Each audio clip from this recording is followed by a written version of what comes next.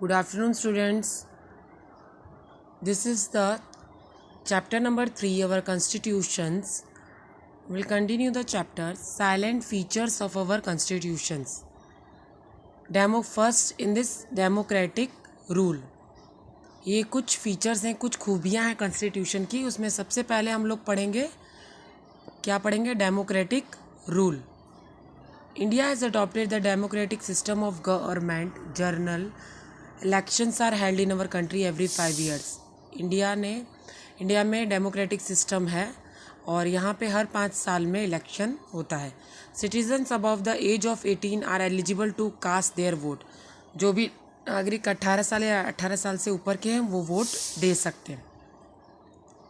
We can not imagine democracy without election. Election के बिना हम लोग अपनी डेमोक्रेसी नहीं सोच सकते. ठीक है. People all over the country play their role in electing their representatives. पूरे कंट्री में जो लोग हैं वो सबसे मेन रोल प्ले करते हैं अपने अपने रिप्रेजेंटेटिव चुनने के लिए. ठीक है. कोई भी वोटर कंट्री का हो वो पार्ट ले सकता है इलेक्शन में और खड़ा हो सकता है. इसमें कोई रिलीजियन, कास्ट, क्लास और जेंडर का कोई फ़र्क नहीं है. The elected representatives rule for 5 years. जो भी पर्सन इलेक्ट होगा वो 5 साल तक रूल करेगा. Every citizen enjoys the freedom to follow religion of his her choice as well as freedom of speech, expression and thoughts. जो भी पर्सन सिलेक्ट होगा वो अपने हिसाब से स्पीच दे सकता है, एक्सप्रेशन, अपने विचार व्यक्त कर सकता है. ठीक है. ये रहा हमारा डेमोक्रेटिक रूल. अब हम पढ़ेंगे secularism. A secular nation means that the government does not conform to the norms of any particular region in its system of governance.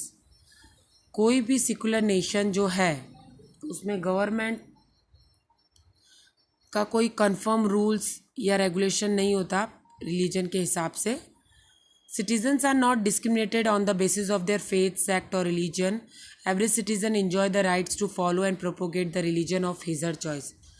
कोई भी पर्सन उसके रिलीजन, उसके जाति के द्वारा नहीं पहचाने जाते.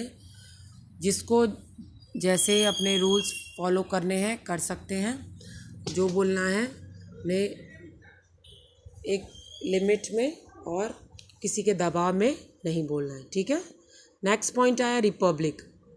Republic means a government that obtains power from people directly और इनडायरेक्टली. रिपब्लिक मीन्स ऐसी गवर्नमेंट जो ताकत लेती है किससे? डायरेक्टली या indirectly. We have adopted a democratic republic system of government which means that powers are not limited in the hands of a few privileged people. Rather, it is accessible to all the citizens irrespective of their caste, class, religion और gender. अब इसमें भी वैसा ही बताया गया कि कोई भी सिटीज़न उसके कास्ट, क्लास और रिलीजन या फिर जेंडर से व्यक्त नहीं होता है. ये एक चार्ट है सेंट्रल गवर्नमेंट का जिसमें पहले प्रेसिडेंट, उसके अंडर में legislature, executive, then judiciary. Legislature में पार्लियामेंट, लोकसभा. एग्जीक्यूटिव में prime minister, council of minister and then judiciary में सुप्रीम कोर्ट. सेंट्रल गवर्नमेंट के बाद आया स्टेट गवर्नमेंट. स्टेट गवर्नमेंट में governor, legislature, executive, chief minister and council of minister, judiciary, high court. In legislature, state government, legislative assembly. In दिन executive, chief minister and council of minister, local administration. Judiciary, high court में district court, subordinate court. Local administration में पंचायत और municipal corporation and municipal board. Okay.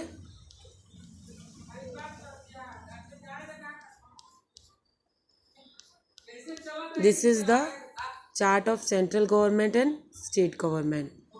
Next we will study in next lecture. Till then 2 days of holidays, Sunday and Monday. Monday you have Raksha Bandhan. All of you happy Raksha Bandhan.